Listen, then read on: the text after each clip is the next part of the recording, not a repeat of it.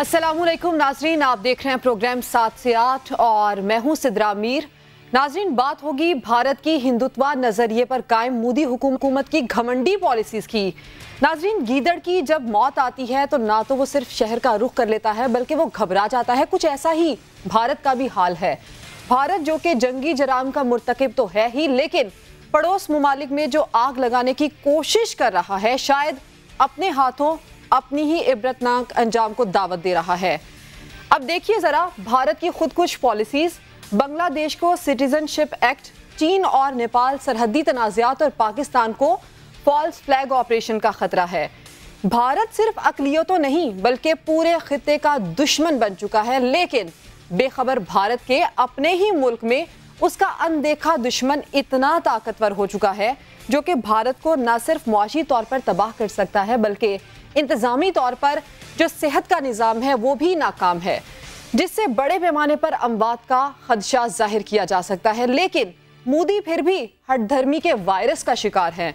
मोदी को चाहिए कि वो 27 फरवरी को याद करके खुद को क्वारंटीन कर ले। सियासी तौर पर तो पहले ही मोदी जी आइसोलेशन का शिकार हैं, वरना पाकिस्तान कोरोना पर तो काबू पा ही रहा है। इसके साथ साथ वो मोदी वायरस का इलाज भी कर लेगा। इस समय प्रोग्राम में दीगर अहम मामलात पर बात होगी।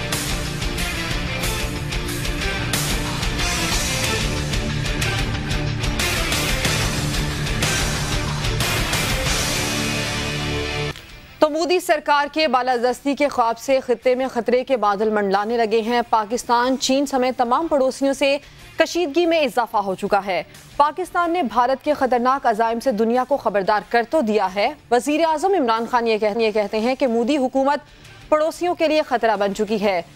मुल्क के अंदरूनी और मकबूजा कश्मीर की सूरत हाल से तवज्जो हटाने के लिए जाली ऑपरेशन करना चाहती है और पाकिस्तान ने संगीन सूरत हाल से आलमी बिरादरी को खबरदार करते हुए फौरी तौर पर नोटिस लेने का मुतालबा कर दिया है। ऐसे में वजीर आजम इमरान खान ने दुनिया को फिर बावर करवाया कि फाशिस्ट मोदी की सरकार पड़ोसियों के लिए अब खतरा बन चुकी है। अपने ट्वीट में कहा कि भारत की जानिब से बांग्लादेश को सिटीजनशिप एक्ट और जबकि चीन और नेपाल को सरहदी तनाज़ात का सामना है। मकबूजा कश्मीर की जो सूरत हाल है वो तो अबतर है ही, और इससे तवज्जो हटाने के लिए भारत जाली ऑपरेशन के बहाने तलाश कर रहा है। बात यहीं पर बस नहीं होती, खत्म नहीं होती। कम ज़र्फ मोदी बैरूनी महाजों पर तो नाकाम हो रहा है, लेकिन अंदरूनी मामलात पर भी मोदी के हाथ से निकलते नजर आ रहे हैं और भारत की इंतहा पसंद मोदी सरकार कोरोना वबा से निपटने में बुरी तरह नाकाम नजर आ रही है। ऐसे में भारत का मजदूर तबका बर्बाद हो रहा है। भारतीय सहाफ़ी ने न्यूयॉर्क टाइम्स में हकायक पेश कर दिए और भारत में 2 माह से लॉकडाउन है। 2 माह से भारतीय कैद हैं और अब जबकि लॉकडाउन नरम किया जा रहा है तो भारत में 1,58,000 कोरोना केसेस अब तक रिपोर्ट हो चुके हैं। 4,300 से ज्यादा लोग मर चुके हैं और सिर्फ 64 रोज में केसेस 100 से 1 लाख तक पहुंच गए हैं। भारतीय सीनियर सहाफ़ी ने न्यूयॉर्क टाइम्स में हकायक खोलकर रख दिए हैं, जो कि हम भी आपके सामने रख रहे हैं। मोदी का लॉकडाउन मंसूबा मजदूरों और गरीबों के लिए तबाहकुन साबित हुआ है। ये लोग वायरस से खौफजदा नहीं बल्कि खुराक की कमी से खौफजदा हैं। खास तौर पर दूसरे शहरों और नवाही इलाकों से आने वाले मजदूरों की मुआशी जिंदगी मुकम्मल तौर पर तबाह हो चुकी है। तो भारत की मौजूदा सूरत हाल जो है वो इस तरह से है, लेकिन इसके बावजूद यहाँ पर सवाल ये पैदा होता है कि भारत ऐसी सूरत हाल में जब मुल्क के अंदर ही एक खतरा उसके सामने है, भारत दूसरे ममालिक के साथ कैसा रवैया रखे हुए है। भारत और चीन के दरमियान सरहद पर कशीदगी के बाद हालात किस जानिब बढ़ते दिखाई देते हैं, पाकिस्तान का इस बारे में क्या मौक़िफ़ है, इस हवाले से हम बात करते हैं। हमारे साथ मौजूद हैं वज़ीर ख़ारजा शाह महमूद कुरैशी साहब। कुरैशी साहब, हम ये जानना चाहेंगे आपसे कि लद्दाख के मामले पर चीन और भारत के दरमियान तनाज़ा जो है वो चल रहा है और भारत को इसके ऊपर खासी शिकस्त का सामना भी रहा, पाकिस्तान का इसके ऊपर क्या मौक़िफ़ है? हिंदुस्तान का जो रवैया है वो बहुत गैर जिम्मेदाराना है। आज सोचने की बात यह है कि हिंदुस्तान के रवैये की वजह से सब उसके पड़ोसी उससे नाला दिखाई दे रहे हैं। पाकिस्तान को तहफ़्फ़ुज़ात हैं मकबूजा कश्मीर की सूरत हाल पर, चीन को तहफ़्फ़ुज़ात हैं लद्दाख की कार्रवाइयों पर। आप देख रहे हैं कि नेपाल को भी एतराज़ात उठ रहे हैं। अब लद्दाख में जो आप देख रहे हैं कि उन्होंने वहाँ मुतनाज़ा इलाके में नई कंस्ट्रक्शन का आगाज किया है, जिस पर यकीनन चीन को एतराजात हैं, और हिंदुस्तान गैर जिम्मेदाराना इल्जामात लगा रहा है।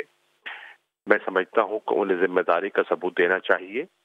वहां उनके मैकेनिज्म्स ऐसे मौजूद हैं, डायलॉग के जरिए, कंसल्टेशन के जरिए उन्हें मसले को सुलझाना चाहिए। और ये जो बीजेपी सरकार का रवैया है, इससे पूरे खिते का अमन और इस्तेहकाम जो है वो मजरूह हो सकता है। दुनिया को इसका नोटिस लेना चाहिए।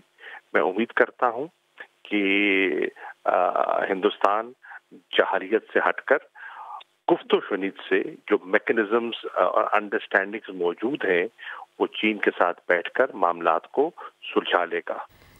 शाह महमूद कुरैशी साहब, बहुत शुक्रिया, आप हमारे साथ मौजूद थे। और आपका ये भी कहना था कि भारत जिस तरह से सरहदी तनाज़ात में गिर चुका है, ऐसे में भारत के लिए अब ये हालात खासे मुश्किल होते दिखाई दे रहे हैं। और भारत ना जाने चाहता क्या है, ना जाने करना क्या चाहता है कि एक जानिब तो बैरूनी दुनिया से उसके मामलात सेटल नहीं हो पा रहे, दूसरी जानिब मुल्क के अंदर इतना बड़ा खदशा उठने को है। इसी पर बात करते हैं। हमारे साथ lieutenant general retired Naeem Khalid Lodhi साहब मौजूद हैं। नईम खालिद लोधी साहब, जिस तरह से भारत के गुज़श्ता कुछ रोज़ से चीन के साथ तनाज़ात सामने आ रहे हैं, नेपाल, चीन और फिर अब पाकिस्तान के हवाले से भी आज वज़ीर आज़म इमरान खान ने खुद कहा कि भारत फॉल्स फ्लैग ऑपरेशन कर सकता है, ऐसा खदशा है आने वाले दिनों में। भारत ये न सिर्फ खुद अपने मुल्क को बल्कि जो साथ आस पास पड़ोस के मुमालिक हैं, किस खतरे की जानिब इनको लेकर जा रहा है? देखिए, पहली बात तो ये कि आपने बिल्कुल दुरुस्त कहा, आपने 2-3 पड़ोसियों का नाम लिया, और भी बांग्लादेश के साथ भी उनके हालात ठीक नहीं है, श्रीलंका के साथ भी उनके हालात इतने अच्छे नहीं है। तो कोई भी ऐसा पड़ोसी नहीं है भारत का जिसके साथ के वो उलझा हुआ ना हो। और मेरे ख्याल इसके 2 मुहर्रकात हैं, जो एक तो इनका इंटरनल मामला है, जिस बिरते पर ये आए हैं, बीजेपी जो बड़े ख्वाब दिखाकर आई है बरसरे इक़्तिदार, जो उन्होंने इलेक्शन के दौरान नारे लगाए हैं। एक तो वो जो पूरी दुनिया का बड़ा बनने की उनकी ख्वाहिश है, एक ये मुहर्रक है बहुत बड़ा जो उसको उनको मजबूर कर रहे हैं सारी बातों पर। दूसरा ये कि जो लद्दाख वाला मामला है, ये चूँकि सियाचिन के करीब है, उसके बाद ये सी पैक से भी ज़्यादा दूर नहीं है जो कि गिलगित बल्तिस्तान से गुजरती है, तो उसके साथ भी इसका ताल्लुक है। आपको पता है कि अमेरिका भी कोई ज़्यादा खुश नहीं है सी पैक के ऊपर, तो जो बैरूनी दबाव है उसके ऊपर, भारत के ऊपर, वो शायद अमेरिकन हो। तो ये सारी चीज़ें, और फिर आप ये देखें कि जो जुनून है, जो ट्रायबका उनका है, जिसमें उनके वज़ीर आज़म है, जिसमें उनके नेशनल सिक्योरिटी एडवाइज़र हैं, जिसमें उनके आर्मी चीफ हैं, ये सब मिलकर, और फिर जो उनको एक चोट लगी हुई है आपको पता है पाकिस्तान से, ये सारी चीज़ें ध्यान में रखें तो वो एक बौखलाहट में ज़रूर कुछ ना कुछ करने का इरादा रखते होंगे। लेकिन एक बात जो मैं नहीं मानता, और वो ये है कि ये जो हम कहते हैं कि वो अपनी तवज्जो हटाने के लिए जो कुछ मौजूदा कश्मीर में कर रहा है, इस किस्म की काम करता है हमारे LOC के ऊपर, मैं इस बात को नहीं मानता। मेरा अपना ये ख्याल है कि बाकायदा एक प्लानिंग के तहत उनका ये वाला फेज जो चल रहा है, पहले उन्होंने देखे उसका स्टेटस चेंज किया, उसके बाद जो एक्ट वगैरह है, सिटीजन एक्ट, फिर अभी आपको ये भी पता है कि वो डेमोग्राफी चेंज करने की बात कर रहे हैं। इस वक्त उनका ऑब्जेक्टिव है वहां पर जो रेजिस्टेंस मूवमेंट है उसको बिल्कुल कुचल देना, और इस दौरान वो हमारे ऊपर दबाव रखना चाहता है, मशरिक से भी मगरब से भी। आपको पता है अफगानिस्तान के थ्रू भी अभी तक वो उनके मामला जारी हैं। अभी मेरा अपना ख्याल है कि जल्द मुस्तकिल करीब में वो हम पे हमला नहीं करेगा, बस हमें धमकाए रखेगा और वो कोशिश करेगा कि रेजिस्टेंस बिल्कुल खत्म हो जाए। अगर खुदा ना खास्ता उसमें कामयाब हो जाता है तब वो हमारी तरफ तवज्जो देगा। मैं अपनी लीडरशिप को ये कहना चाहूंगा कि वो वक्त ना आने दें कि जब रेजिस्टेंस बिल्कुल खुदा ना खास्ता खत्म हो जाए, फिर वो बाद में आपकी तरफ तवज्जो हो। ये सारे काम मतवाजी होने चाहिए, ये पैरेलल होने चाहिए, ये इकट्ठे चलने चाहिए। तो जो भी भारत के साथ करना है, जो भारत पर दबाव लाना है, वो हम सबको मिलकर, अभी चाइना भी उधर से जो उनके साथ हो रहा है। एक चीज मैं ऐड करता जाऊं कि चाइना के साथ उनका तनाज़ा इतना बड़ा नहीं है, हमारा तनाज़ा उनके साथ सरहदी तनाज़ा नहीं है, कश्मीर कोई सरहदी तनाज़ा नहीं है, आप अच्छी तरह जानते हैं, आपके नाज़रीन जानते हैं। चाइना के साथ जो तनाज़ा हो सकता है वो उसको हल कर ले, और अमेरिका ने भी इंडिया दिया है कि वो उसमें आर्बिट्रेशन करेगा, वो तो हल हो जाएगा। अलबत्ता वो गुस्सा सारा पाकिस्तान पे निकालेगा और एक खास मंसूबे के तहत निकालेगा। यानी कि भारत इस वक्त मौके की तलाश में है। बिल्कुल नईम साहब, आपका आगे आप हमारे साथ ही मौजूद रहिए। खालिद अजीम साहब, ये जो सरहदों के साथ छेड़छाड़ है ये भारत के लिए कोई नई बात नहीं है। अब जो चीन के साथ मामला है इस पे शाह महमूद कुरैशी साहब ने खुद ये कहा कि गैर कानूनी तामीरात जो ये मामला है इसकी वजह से भारत और चीन का तनाज़ा तूल पाया। अब ये बताइएगा कि ऐसे में जिस तरह से फॉल्स फ्लैग ऑपरेशन की बातें की जा रही हैं कि भारत मौके की तलाश में शायद ऐसा कोई एडवेंचर कर सकता है। अब नईम खालिद साहब ने भी यही बात की कि फिल वक्त ऐसा कोई एडवेंचर नहीं होगा, लेकिन मुस्तकबिल में जाकर ऐसा हो सकता है। क्या ऐसा कोई अंदेशा है जिन मामलात का अभी भारत को खुद सामना है, चीन को मद्देनजर रखते हुए या दीगर ममालिक को मद्देनजर रखते हुए, पाकिस्तान के हवाले से ऐसा कोई खदशा, कोई अंदेशा है? दो तीन चीजें हैं जी। एक तो उसकी तारीख है, फॉल्स फ्लैग ऑपरेशन वो हमेशा से कोई ना कोई इस किस्म की पहले ड्रामा रचाता है और उसके बाद फिर पाकिस्तान पे चढ़ना होता है। और इसी के तनाजुर में पाकिस्तान की क़यादत अगर बार बार ये बात कह रही है कि फॉल्स फ्लैग ऑपरेशन करने के बाद वो फिर पाकिस्तान के ऊपर हमला करने का कोई जवाब तलाश करेगा, ये नईम खालिद लोधी साहब की ये बात जनरल साहब की बिल्कुल ठीक है कि इतना आसान नहीं समझ है वो, और इस वक्त वो दबाव में रखना चाहता है। लेकिन उससे कोई बईद भी नहीं है, अगर उसको कोई मौका मिलेगा तो वो चोट पहुंचाने की कोशिश जरूर करेगा। और किसी भी मरहले पे अगर वो छोटा मोटा भी कोई अचीवमेंट उसको हो जाती है तो वो यकीनी तौर पे उसके ऊपर फूला नहीं समाएगा। लेकिन मैं ये समझता हूँ कि ये उसकी गलतफहमी है। और इससे आज की अगर इस मिसाल ले ली जाए, आज उसने यहाँ पे एक क्वाडकॉप्टर एक जो ड्रोन है वो लॉन्च किया था और पाकिस्तान ने उसको वो जो 650 मीटर अंदर घुसाया था उसको फौरी तौर पे वो गिरा लिया है। इससे पहले भी पाकिस्तान इस सिलसिले में काम कर चुका है और 27 फरवरी तो इंडिया समेत सारी दुनिया को याद है, उसकी खिफत जो है वो आज तक वो नहीं मिटा सका। लेकिन जहाँ तक इस बात का ताल्लुक है कि चाइना के साथ उसके जो मामलात हैं, ये 5 मई को उसने अटेम्प्ट की थी, फिर उसके बाद फिर 9 मई को एक झड़प जो है वो हुई थी और इतने दिन गुजर गए हैं और उसको वहाँ पे जो उसके साथ हशर हुआ है वो सोशल मीडिया के जरिए वो चीज़ें सामने आई हैं। लेकिन वो बिल्कुल उसने अपनी जुबान जो है वो दांतों तले दबा रखी है। वो इसका तस्करा इसलिए नहीं करता कि उसके लिए बड़ी खिफत का मामला वहाँ पे हुआ है और मजीद होगा। मैं आपको ये बता दूंगा, असल में वो आदी है वो चोरी से वारदात करने का। उसको ये महसूस हुआ कि सारी दुनिया इस वक्त कोरोना में उलझी हुई है। फिर चाइना का एक प्रॉब्लम जो है वो ये है कि चाइना और अमेरिका इस वक्त जो है वो एक हार्ड टॉक का एक्सचेंज उनके दरमियान चल रहा है। एक जिसको कि कल चीनी वजीर खारजा ने अपनी प्रेस कॉन्फ्रेंस में एक नई सर्द जंग का आगाज भी करार दिया है। तो भारत ने ये समझा कि चीन इस वक्त उलझा हुआ है अमेरिका के साथ और बहुत से ऐसे मामलात हैं जिसमें उसको वो एक डिफेंसिव में लाने की उसको कोशिश की जा रही है और उसको दुनिया का सामना करना पड़ रहा है। तो खामोशी से हम ये वारदात डाल देते हैं, लेकिन उसकी जो आर्मी है उसने बर वक्त उसका नोटिस लिया और उसको उसका भरपूर जवाब दिया। अब ये सूरत हाल जो है वो उसके साथ उसको और फिर देखें उसको थोड़ी सी शय इस अंदाज में मिलती है कि चीन या पाकिस्तान जो है वो तो उसको रिस्पॉन्ड करते हैं, लेकिन बाकी ममालिक की जानिब से शायद उस अंदाज में हल्का फुल्का एहतजाज और इसकी जिंदगी। अगर बांग्लादेश के साथ मामलात हैं तो बांग्लादेश मिलिटरीली उस अंदाज में उसको रिस्पॉन्ड नहीं कर सकता। या फिर अगर उसने वो सड़क बना ली है नेपाल की हुदूद के अंदर और उसको वो ये नाम दे रहा है कि सियाहती मुकामात तक लोगों की रसाई जो है वो आसान हो जाएगी, या जो एक आध मजहबी मुकाम है वहाँ ज़ायरीन को जाने के लिए सहूलत मुयसर आ जाएगी। और वो काला पानी टाइप के वो ऐसी जगह जिनको कि नेपाल कभी भी तस्लीम नहीं करता कि वो इंडियन टेरिटरी है और इंडिया उसको अपना इलाका क्लेम करता है, वहाँ से उसने जो सड़क गुजारने की कोशिश की है उसमें अब नेपाल जैसा मुल्क जो है वो कम से कम उससे एहतजाज करना शुरू कर दिया है।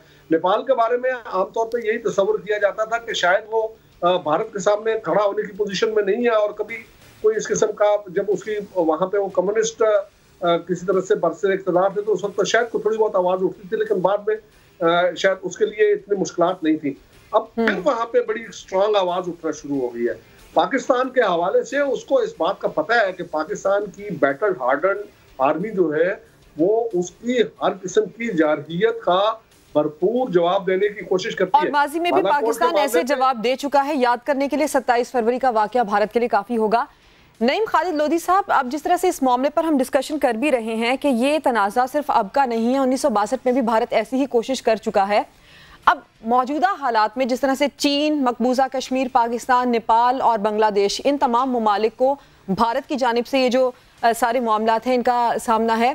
अब ऐसे में ये सारे मुमालिक मिलकर या फर्दे वाहिद की हैसियत से पाकिस्तान आलमी बिरादरी के सामने ये मामला कैसे उठा सकता है, या आलमी बिरादरी का इस सारे मामले में कितनी जल्दी किरदार अदा करना बनता है?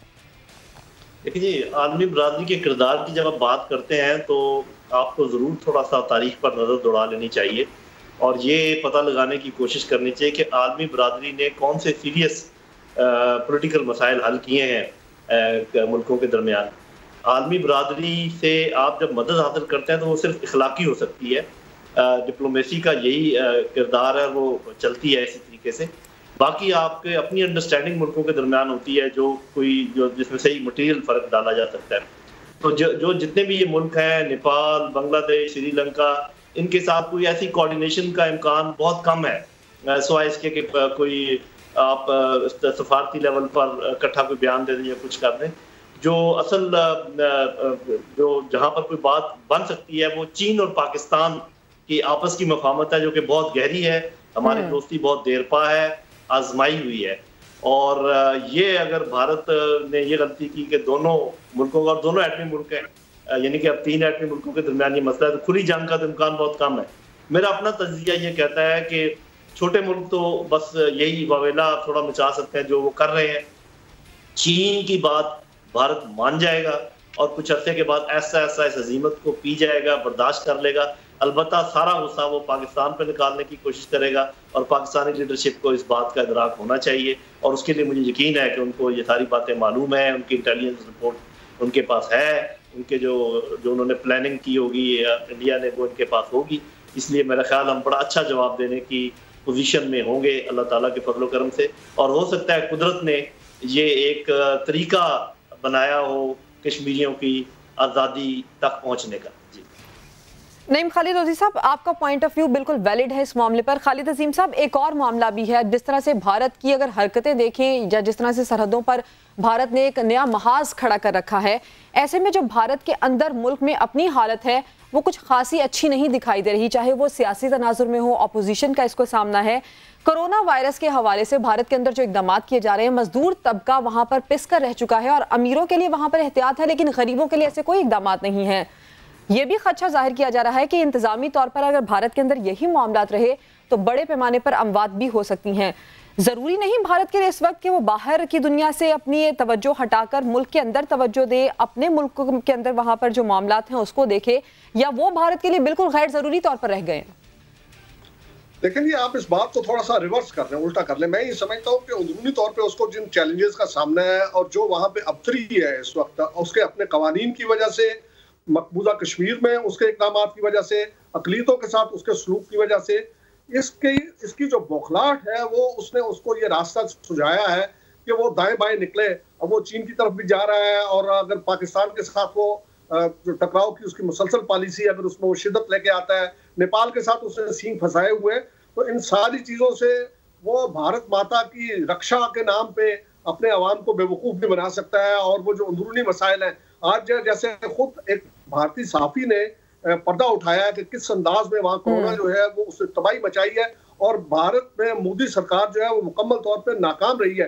इस वक्त सूरत हाल ये है कि भारत जो कोरोना के जो एक्टिव केसेस हैं उसमें दुनिया की फहरिस्त में 5वें नंबर पे है। अमेरिका, रूस, ब्राजील और फ्रांस के बाद 5वां नंबर जो है भारत का है। तो वहाँ पे ये मजीद उसका फैलाव होता जा रहा है। ये जो लॉकडाउन खुला है उसके बाद उसके जो गुंजान आबाद 5 बड़े शहर हैं वहाँ पे इसका फैलाव बहुत बढ़ गया और ये मजीद बढ़ेगा। इन सारी चीज़ों से तवज्जो हटाने का सबसे बेहतरीन उसको जो रास्ता दिखाई देता है वो यही है। एक बात जो मैं आगे और बढ़ाना चाहता हूँ कि पाकिस्तान को जब 5 अगस्त को इसका ये इक़दाम मकबूजा कश्मीर के हवाले से हुआ था, तो उस वक्त के बाद से दुनिया को इस बात को बावर करा रहा है कि भारत के अज़ाइम जारहाना है और ये वो इसने बुनियाद रखी है, वो पेशबंदी कर रहे हैं इस बात की कि वो इस खित्ते को जो है वो बदअमनी से दोचार कर दे। और पाकिस्तान के वजीर आज़म ने दुनिया को इस बात को बावर कराया है कि इस बात को हल्का ना ले। इसका नोटिस लेना इसलिए जरूरी है कि ये दोनों एटमी कुव्वतें हैं और खुदा न खास्ता तसादम अगर आगे बढ़ता है तो फिर मामला कहीं पे भी जा सकते हैं। खालिद अजीम साहब, दूसरे मुमालिक के साथ रिलेशनशिप में भारत फेलियर, इसके अलावा सियासी तौर पर भारत फेलियर, इसके अलावा जो मुल्क के इंतजामी मामलात हैं उसमें भारत फेलियर। इमरान खान साहब ये भी कह चुके हैं कि ये दूसरे ममालिक के लिए बहुत ज्यादा खतरा बन सकता है। अब दूसरे ममालिक को इस पर क्या करना है, और भारत अगर दूसरे ममालिक के लिए खतरा बन सकता है तो ये खुद भारत के लिए कितना बड़ा खतरा होगा? जी देखिए, मैं इसमें यही आपसे अर्ज करना चाह रहा हूँ कि पाकिस्तान ने बार बार इस चीज को रिपीट किया है। अक़वाम मुत्तहिदा के सेक्रेटरी जनरल जो है उनको मुतअद्दिद खुतूत लिखे हैं, भारत के अज़ाइम से आगाह किया है।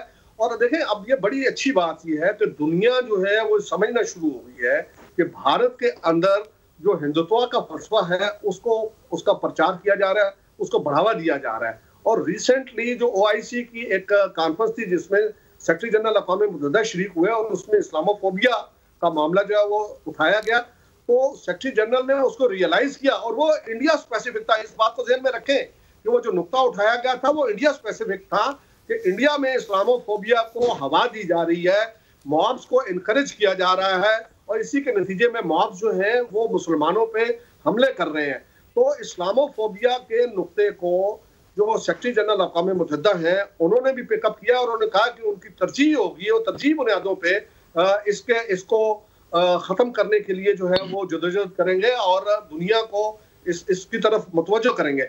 देखिए, ये सारी चीजें ऐसी हैं। अब फिर देखें, आप एक और चीज को नोट करें कि अमेरिका का जो एक इदारा है जो दुनिया भर की अक़लियतों के हुकूक के हवाले से नोटिस करता है, उसने पहली मरतबा ये हुआ है कि भारत का जो कंडक्ट है उसको उसने पॉइंट आउट किया है कि वहां की अक़लियतें जो हैं वो बहुत गैर महफूज हैं, वल्नरेबल हो चुकी हैं और उनकी अमलाक, उनकी जानें महफूज नहीं है। ये वो सारी चीजें हैं जिसका भारत को पहले सामना नहीं करना पड़ा। देखिए, मोदी को एक नशा और है, इससे पहले तो वो कोलिशन हुकूमत में था और वहां उसने 5 साल कामयाबी से गुजार दिए। अब तो उसको नशा ये है कि वो बड़े अरसे के बाद एक ऐसी हुकूमत को लीड कर रहा है जिसकी अपनी अक्सरियत है उस पार्टी की। तो इस नशे में वो और बहुत आगे जा सकता है। मैं ये समझता हूँ कि पाकिस्तान को अपनी एफर्ट्स और बढ़ानी चाहिए। जिस अंदाज में इससे पहले हम जो आलमी कुव्वतें हैं उनके सफीरों को यहाँ बुला के ब्रीफ करते रहे हैं, या फिर हमारे मिशन जो हैं उनको चाहिए कि वो अपनी उन एफर्ट्स को बढ़ाएं।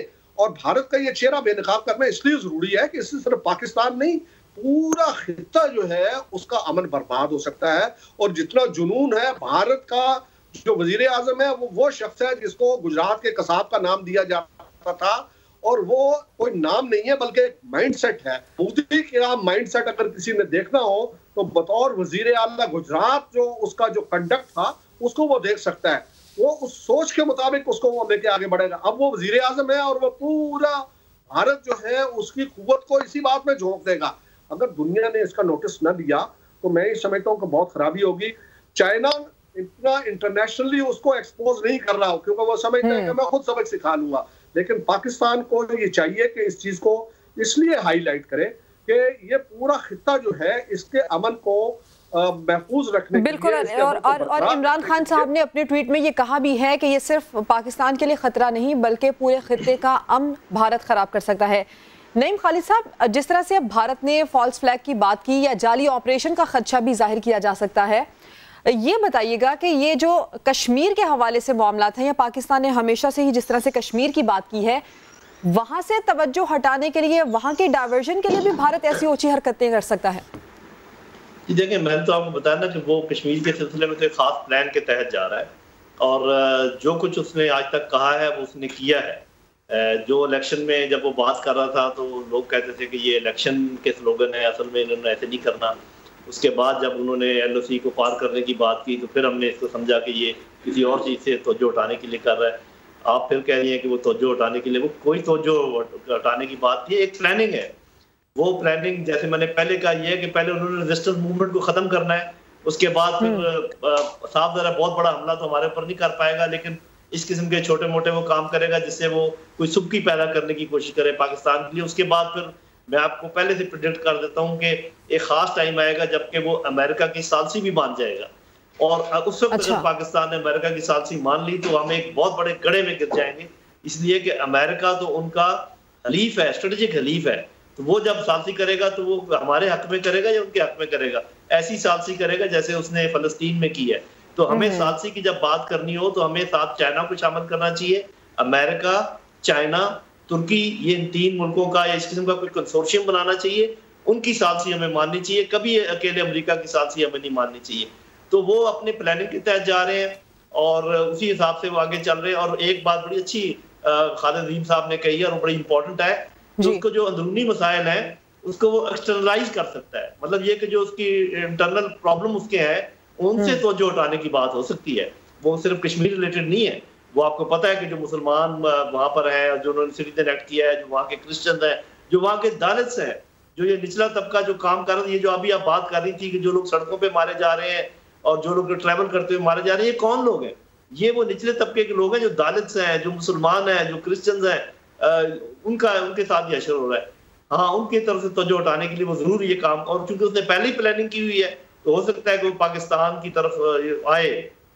बाकी वो चीन के साथ कोई गड़बड़ नहीं करेगा। चीन के साथ वो आप देखेंगे ऐसा ऐसा मसालेती रवैया अख्तियार करेगा।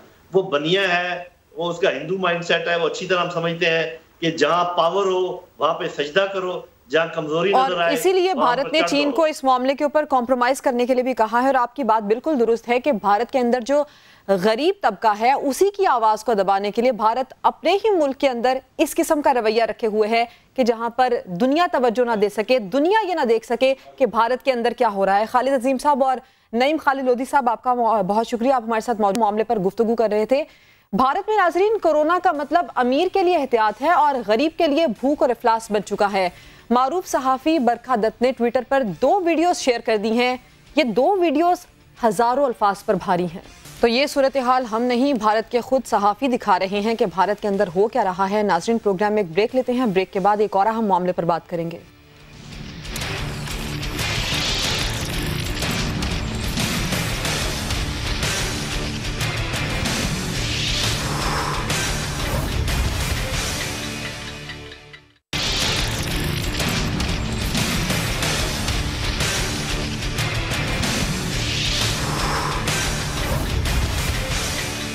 तो यहाँ मामला आपके सामने रखते हैं। अक़वाम मुत्तहिदा के इदारा बराए फूड एंड एग्रीकल्चर ऑर्गेनाइजेशन ने खबरदार किया है कि टिड्डी दल के हालिया हमलों के बायस पाकिस्तान में बड़े पैमाने पर खुराक की किल्लत पैदा होने का खदशा है। अक़वाम मुत्तहिदा के इदारे का यह भी कहना है कि पाकिस्तान को हालिया तारीख में टिड्डी दल के बदतरीन हमलों का सामना है। इदारे ने ऐसी सूरत हाल में खबरदार किया है कि फसलें तबाह होने से बड़े पैमाने पर खुराक की किल्लत पैदा होने का खदशा है। फूड एंड एग्रीकल्चर ऑर्गेनाइजेशन ने बताया है कि पाकिस्तान को मौसम सरमा की फसल में 400 अरब रुपए का नुकसान होगा और इसका यह भी कहना है कि मौसम गर्मा की फसलों में मजीद 450 अरब पाकिस्तानी रुपए का नुकसान होगा। बरतानिया के फूड एंड एनवायरमेंटल इंस्टीट्यूट ने इस कीड़े पर एक तहकीक की है जिसमें यह पता चला है कि टिड्डियों की खाने की सलाहियत और रफ्तार मवेशियों से कहीं ज्यादा तेज होती है और ये टिड्डियां अपने वजन के हिसाब से खुद से कहीं ज्यादा वजनी जानवरों की बनिस्बत 8 गुना तेज रफ्तार से सब्ज चारा खा सकती हैं। दूसरी जानिब टिड्डी दल के हमलों की वजह से हुकूमत ने मुल्की सतह पर इमरजेंसी नाफिज की है। NDMA के तर्जुमान का ये बताना है कि इस वक्त मुल्क के 50 अजला में टिड्डी दल मौजूद है और तर्जुमान के मुताबिक बलोचिस्तान में 31, खैबर पख्तूनख्वा में 8, पंजाब में 9 और सिंध में 2 अजला में मुतासिर हैं। और टिड्डी दल के हमला ज़दा इलाकों का सर्वे और कंट्रोल ऑपरेशन जारी है इस वक्त और इस सिलसिले में हुकूमत की जानिब से जो इकदाम किए जा सकते हैं वो किए जा रहे हैं। ऐसे में हमने बात करने के लिए रब्ता किया है। डॉक्टर आमिर रसूल साहब हमारे साथ मौजूद हैं, इंचार्ज टिड्डी रिसर्च हैं आप। डॉक्टर साहब, हम आपसे ये जानना चाहते हैं, ये टिड्डी दल वाकई इतना खतरनाक है क्या जितना इसको लाइट लिया जा रहा है? इतना लाइट लेना चाहिए? कितना सीरियस खतरा हो सकता है ये पाकिस्तान के लिए? रिसर्च क्या कहती है? असल में जैसे आपने शुरू में फरमाया है कि जो FAO की रिपोर्ट है ये तकरीबन इसमें हमारी अगर रबी के बाद खरीफ क्रॉप्स जो हैं उनका अगर हम देखें तो ये एक बैनुल बराआज़मी कीड़ा है और इसके लिए माइग्रेटरी पेस्ट हम कहते हैं। ये हिजरत करके जब मूव करता है तो जो वेजिटेशन जो है उसको बहुत ज़्यादा डैमेज करता है। उसमें तमाम क्रॉप्स हैं, ऑर्चर्ड्स हैं और वेजिटेबल्स हैं, सब ऐसे। इसके जैसे 464 बिलियन रुपीज़ का तकरीबन एस्टिमेट है जो एक्सपेक्टेड है कि ये कर सकता है। लेकिन ये काफ़ी सीरियस पेस्ट इस वजह से भी है कि ये हमारी इस वक्त चूँकि ख़रीफ क्रॉप्स जो हैं जो इस वक्त बिल्कुल जैसे कॉटन है, मेज़ है, ऑयल सीड क्रॉप्स हैं, वेजिटेबल्स हैं, ये सारी इस वक्त जो है इनिशियल स्टेज पे हैं और इनको ये खासा डैमेज कर सकता है। और चूँकि अभी इसकी हमें दो तरह से, एक तो जो हमारी लोकल पॉपुलेशन थी, जो लास्ट ईयर की जो पॉपुलेशन थी स्प्रिंग, क्योंकि हमारे पाकिस्तान में इसकी दो ब्रीडिंग सीज़न है, एक स्प्रिंग ब्रीडिंग सीज़न है और एक हमारा जो है वो समर ब्रीडिंग सीज़न है जो गर्मियों में है। अभी वो तो हमारा आना शुरू होना है। अर्लियर इससे पहले हम जून जुलाई में ज़्यादा इंगेज होते थे, लेकिन अभी हम इसमें इंगेज हो गए हैं लास्ट ईयर मार्च से। गवर्नमेंट इस पर बहुत ज़्यादा हेक्टिक इसमें ऑपरेशन भी हुए हैं और एनडीएम में, पीडीएम में, लोकल गवर्नमेंट और एग्रीकल्चर डिपार्टमेंट जो है प्रोविंशियल, वो इसमें एंगेज हैं। और उसमें ऑपरेशन के साथ साथ इसकी ना जो पॉपुलेशन है, अभी जो लोकल पॉपुलेशन है उसको तो उन्होंने काफ़ी हद तक कंट्रोल कर ली है और उसमें अभी वो सारा हॉपर बैंड से अभी ये फ्लाइंग मोड में चला गया है। और अब ये आप सुन रहे हैं, कभी ये जो स्वाम है कभी बिहाड़ी में चला जाता है, कभी मुल्तान में है, कभी पीरमाल में है। इस तरह अब ये अपनी जो समर ब्रीडिंग के लिए ये लोकेट करेगा प्रॉपर प्लेस और इसने एग लेइंग करनी है अगली जनरेशन अपनी चलाने के लिए। इस वजह अच्छा, आमिर साहब, हम आपसे ये भी जानना चाहते हैं कि जी, आपसे ये भी जानना चाहते हैं कि इससे बचने के लिए क्या इकदाम होने चाहिए और क्या वैसे इकदाम हो रहे हैं। दूसरी बात, पाकिस्तान में लोगों को इतनी अवेयरनेस नहीं है अपनी फसलें बचाने के लिए, वो खुद अपने तहत जो इंतजामात करते हैं वो किस किस्म के होने चाहिए। दूसरी बात, कोई दूसरे मुल्कों की भी हमें मिसाल दीजिएगा कि दूसरे मुल्कों में टिड्डी दल कितनी खतरनाक होती है और वहाँ पर इससे बचने के लिए क्या इकदाम होते हैं।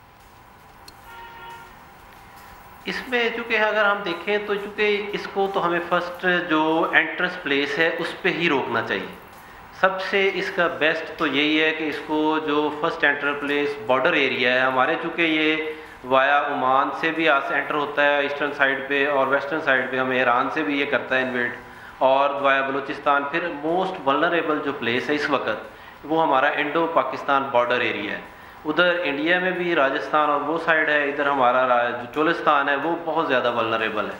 जैसे कि 38% जो हमारा एरिया है, जिसमें इंक्लूडिंग 60% एरिया फ्रॉम बलूचिस्तान और 25% सिंध में और 15% जो है पंजाब का ऐसा है जो ससेप्टिबल है फॉर फर्दर इसकी जनरेशन के लिए। और इस हिसाब से अगर हम देखें तो हमारा चोलिस्तान इस वक्त मोस्ट और उधर थर जो सिंध में है, वहाँ से जो अब समर ब्रीडिंग एरिया से जो शुरू होंगे स्वाम, वो हमारे लिए ख़तरा है और उसके लिए हमें पब्लिक अवेयरनेस की भी ज़रूरत है। इसमें गवर्नमेंट बहुत ज़्यादा हेक्टिक ऑपरेशन कर रही है। बॉर्डर एरिया में हमें माइक्रोन एयर स्प्रेयर चाहिए, जो यूएलबी स्प्रेयर हैं बॉर्डर एरिया में एम्पल, उसके लिए हमें रिसोर्स चाहिए और इसको उधर कंटेन किया जाए बॉर्डर एरिया में। अगर वहाँ नॉन क्रॉप्ड एरिया से ये क्रॉप्ड एरिया में आता है तो फिर फार्मर्स को एग्रीकल्चर डिपार्टमेंट ऑलरेडी उनकी अवेयरनेस कैंपेन चल रही है कि वो केमिकल कंट्रोल फर्स्ट प्रायोरिटी है इस वक्त, क्योंकि हमें ये इसको एरेडिकेट करना है। सेकेंडली, अच्छा आमिर साहब, जैसे आप खुद बता रहे हैं कि 2 सीजन्स में टिड्डी दल हमलावर होते हैं और इनको रोकने का एक ही तरीका है कि बॉर्डर पर सिस्टम बनाया जाए। जब इन 2 सीजन्स का पहले से मालूम है कि इन सीजन्स में टिड्डी दल हमला करेंगे, तो क्या इनके आने से पहले इकदाम हो सकते हैं रोकथाम के लिए? असल में चूँकि ये माइग्रेटरी पेस्ट है, अभी ये सीरीज ऑफ स्वाम्स जो जून और जुलाई में अब आएंगी, इसके लिए नो डाउट उसके बॉर्डर एरिया पे हमें कंटेन करना चाहिए। लेकिन चूँकि हमारे पास कुछ अर्लियर ये एक रेगुलर पेस्ट नहीं रहा, 27 साल के बाद इसकी इन्वेजन हुई है हमारे क्रॉप्ड एरिया में। आता हर साल ही है, लेकिन ये हमारे बॉर्डर एरिया से वापस चला जाता है वाया ईरान, जहाँ से आता है उसी रास्ते से। लेकिन चूँकि इस साल ये लास्ट ईयर जो है उसमें उसने एग लेइंग हमारे क्रॉप्ड एरिया में की है। पहले तो हम उसमें एंगेज रहे हैं, हमारे ये मतलब पिपली पहाड़ और इधर 18 हज़ारी, नूरपुर थल और खुशाब एरिया, उसके अलावा बकर में उसमें रहे हैं। लेकिन उधर भी काफ़ी हद तक कंट्रोल ऑपरेशन चलता रहा है रेगुलरली। लेकिन बॉर्डर एरिया राजनपुर डीजी खां डिवीज़न में जो बलूचिस्तान से इन्वेजन हो रही थी, वहाँ भी ऑपरेशन चलते रहे हैं। लेकिन इसको जब तक हमें पूरी फोर्स के साथ बॉर्डर एरिया पे इसको एरियल स्प्रे से, यूएलबी स्प्रे से और थ्रू जो हॉपर बैंड जो है इन्वेजन है, उनको अगर नहीं कंट्रोल किया जाएगा तो ये इसी तरह फिर ये हमारा अभी हमें परेशान करेगा। इसलिए ज़रूरी है। अच्छा आमिर साहब, आप खुद ये बता रहे हैं कि परेशानी का सबब बन सकता है, और जिस तरह से इसके बारे में रिसर्च भी ये बताती है कि ये आम मवेशियों से ज़्यादा सब्ज़ चारा खा सकते हैं, फसलों के लिए तो ये नुकसानदेह है ही। अब ये हमें बताइएगा कि अगर इस पर कंट्रोल नहीं पाया जा सकता, इसकी रोकथाम नहीं की जा सकती, तो ये पाकिस्तानी मईशत को कितना नुकसान पहुँचा सकते हैं? नहीं, कंट्रोल तो किया जा सकता है, लेकिन इसके लिए अभी जैसे एनडीएम में और पीडीएम में एग्रीकल्चर डिपार्टमेंट जो काफ़ी प्रोक्योर भी कर रहे हैं, माइक्रोनेट स्प्रेयर और उनका सारा स्टाफ एंगेज किया हुआ है, कंट्रोल तो इंशाल्लाह जो हो जाएगा। लेकिन अभी इसके लिए बहुत हमें हेक्टिक जो है वो ऑपरेशन की ज़रूरत है, इंक्लूडिंग इन क्रॉप एरिया, और उसके साथ साथ जो हमारा डेजर्ट एरिया है, जो बॉर्डर एरिया है, उसमें अभी इंडो पाकिस्तान बॉर्डर में चूँकि अभी प्रेडिक्शन है एनवायरमेंटल फैक्टर्स को इसको बड़ा रखना पड़ता है इन व्यू, चूँकि जो हमारे अभी प्रेडिक्शन है कि जून में अर्ली जो मानसून शुरू होगा वो बहुत ज़्यादा फेवरेबल है इसकी जो नेक्स्ट ब्रीडिंग है उसको, इसलिए हमें उसको भी एनवायरमेंटल फैक्टर्स को भी और कीपिंग इन व्यू रखना पड़ेगा, और फिर हमें कंट्रोल ऑपरेशन जो है वो इनिशिएट करने पड़ेंगे। और हमें अब चूँकि इन्विजन होगी अब ये इंडो पाकिस्तान बॉर्डर से, वहाँ पे इसको कंटेन करना चाहिए। और क्रॉप एरिया में तो ऑलरेडी ऑपरेशन चल रहा है, और उसके लिए जो है हम पेस्टिसाइड जो है रिकमेंडेड हैं, इफ़ेक्टिव हैं। उसमें लैम्डासाइहेलोथ्रीन है, हम आम फार्मर्स के फैम के लिए लैम्डासाइहेलोथ्रीन स्प्रे कर सकते हैं अगर उनके क्रॉप में कहीं बैठता है। उसके अलावा क्लोरपाइरिफास है 10 कंट्रोल किया जा सकता है इसको मौसर इकदाम से, मुनासिब इकदाम से। डॉक्टर आमिर रसूल साहब, आप हमारे साथ मौजूद थे, इस मामले पर आप गुफ्तगू कर रहे हैं, बहुत शुक्रिया। नाजरीन, प्रोग्राम में आगे बढ़ते हैं, अहम मामले की बात करते हैं। PIA तैयारा हादसे में जाम बहक अफराद की लाशों की हवालगी का मरहला 7 रोज में मुकम्मल कर दिया जाएगा। वजीर सेहत डॉक्टर अजरा पिछो कहती हैं कि DNA मैचिंग के लिए सिंध हुकूमत की लेबॉर्ट्री 24 घंटे काम कर रही है, जबकि पंजाब फॉरेंसिक लैब के मुताबिक PFS को जब तक रेफरेंस सैंपल्स फराहम नहीं किए जा सके हैं, और सैंपल्स फराहम करना सिंध हुकूमत की जिम्मेदारी थी। ये मामला क्या है ये जानते हैं, हमारे नुमाइंदगान हमारे साथ मौजूद हैं। कराची से इरफानुल हक हैं, जहाँ के जहांगीर बताएंगे कि ये इन्वेस्टिगेशन आगे कहाँ तक पहुँची है। इरफानुल हक, ये बताइएगा कि अजरा पिछो की जानिब से जो गुफ्तगू की गई है, मजीद उसमें क्या कहा गया है? क्या तमाम बॉडीज का DNA कराची में ही किया जाएगा? देखिए सिदरा, इससे कबल जो महकमा सेहत सिंध ने बयान जारी किया था और वाज़ेह किया था कि इसमें जो लाशों की शिनाख्त का अमल है DNA के ज़रिए, इसमें कुछ वक्त लग सकता है, कोई 3 हफ्ते लग सकते हैं। मगर आज महकमा सेहत यानी कि सूबाई वज़ीर जो हैं सेहत की अजरा पिछो, उन्होंने ये वजाहत की है कि जो सिंध की जो लैब है कराची यूनिवर्सिटी में कायम की गई है फॉरेंसिक लैब, वो 24 घंटे काम कर रही है और DNA के ज़रिए जो लाशों की शिनाख्त का अमल है और उसका अमल 24 घंटे जारी है। इसलिए उनका ये दावा है कि अगले 7 रोज़ में ये लाशों की शिनाख्त का अमल जो है वो मुकम्मल कर लिया जाएगा। इससे पहले मरहले पर 43 यानी 43 डेड बॉडीज़ की शिनाख्त कर ली गई थी, और आज ये बताया गया है कि 6 मज़ीद लाशों की शिनाख्त कर ली गई है जो कि DNA के ज़रिए की गई है, और ये अमल तेज़ी से आगे बढ़ रहा है। इसलिए सिंध हुकूमत का ये दावा है कि अगले 7 रोज़ में ये अमल मुकम्मल कर लिया जाएगा, और ये लाशों की शिनाख्त और उनकी लवाहिकीन को हवालगी का अमल भी अगले 7 रोज़ में मुकम्मल हो जाएगा। इरफान, जैसे आप बता रहे हैं कि 7 रोज़ में लाशों की शनाख्त के हवाले से काम मुकम्मल किया जाएगा, इसके अलावा इस हादसे से मुताल्लिक जो इन्वेस्टिगेशन कराची में हो रही थी वो कहाँ तक पहुँची है, उसके बारे में क्या बताया जा रहा है? देखें, जो तहकीकात हो रही हैं वो बिल्कुल इब्तदाई मरहले पे हैं। जो गैर मुल्की टीम आई थी फ्रांस की, वो भी अपना काम जो है वो मुकम्मल कर रही है, और आज भी हमने देखा है कि जाए वक़ूअ से मलबा भी हटाया गया है और मलबा हटाने का काम भी जारी है। इसके अलावा जो तहकीकात है उसका भी काम जारी है, तहकीकाती टीम अपना काम कर रही है। जो हमारी मकामी टीम है, जो हुकूमत पाकिस्तान ने जो टीम बनाई थी इंक्वायरी कमेटी, अब वो अपना काम कर रही है, गैर मुल्की टीम भी अपना काम कर रही है, और ये सारा अमल साथ साथ चल रहा है। लाशों की शिनाख्त का अमल भी जारी है, तहकीकात भी जारी हैं, मगर ये कहना अभी कबल इस वक्त होगा कि ये अमल कब मुकम्मल होगा और ये हतमी मराहिल में कब दाखिल होगा। इरफान, साथ ही रहिए, जहांगीर खान भी हमारे साथ हैं। जहांगीर, ये बताइएगा कि पंजाब फॉरेंसिक लैब सैंपल्स क्यों मांग रही है जबकि सिंध हुकूमत इस पर पहले से काम कर रही है?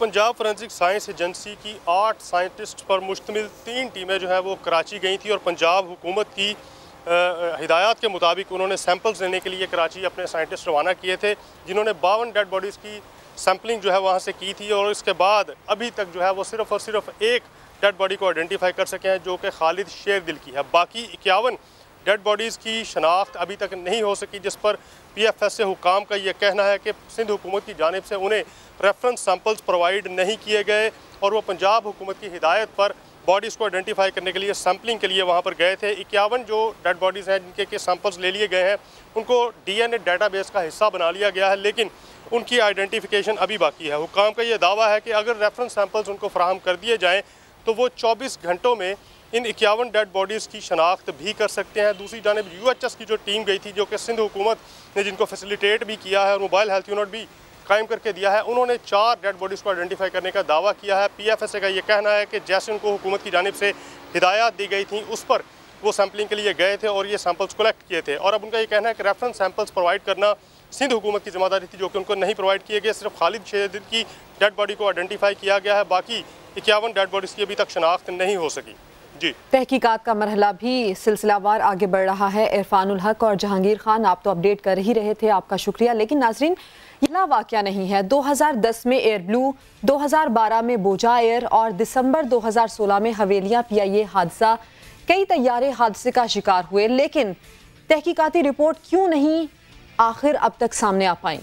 एक जानिब तहकीकाती रिपोर्ट्स का सामने आना, उम्मीदें उससे वाबस्ता होना, दूसरी जानिब जिन लोगों के साथ ये हादसा हो जाते हैं उनका ये कहना कि आला ओहदों पर फाइज लोग खुद इसमें मुलव्वस होते हैं, इसलिए तहकीकाती रिपोर्ट सामने आ नहीं पाती हैं। और इस हादसे की तहकीकाती रिपोर्ट भी सामने आ पाएगी या नहीं, लोगों के दिलों में ये वसवसा है। खासकर शहीद पायलट सज्जाद गुल के वालिद का इस पे जो कहना था, उनकी बातें मद्देनजर रखनी चाहिए, जिनको इंसाफ की उम्मीद है। और इस हादसे में जो लवाहिकीन हैं उनका भी यही कहना है कि हुकूमत इंसाफ करे, हुकूमत तहकीकाती रिपोर्ट जल्द सामने लेकर आए और जो जिम्मेदारान हैं उनको कैफरे किरदार तक पहुँचाए, उनको सज़ा दिलवाए। क्योंकि नाज़रीन, जब लोगों के अपने सफ़र के दौरान सफ़र में ही रह जाते हैं, घरों को नहीं पहुँच पाते, तो उनको इंतहाई दुख होता है। इस दुख के आलम में वो हुकूमत से सिर्फ़ और सिर्फ इंसाफ कहते हैं कि ये हादसा अपनी नौयत का आखिरी हादसा होना चाहिए, इसकी कम से कम तहकीकाती रिपोर्ट सामने आनी चाहिए। नाज़रीन, प्रोग्राम का वक्त अपने इख्तिताम पर पहुंचता है और इसी के साथ इस शो पर अपना फीडबैक भी दीजिएगा। आपसे कल मुलाकात होगी, तब तक अपना ख्याल रखिए।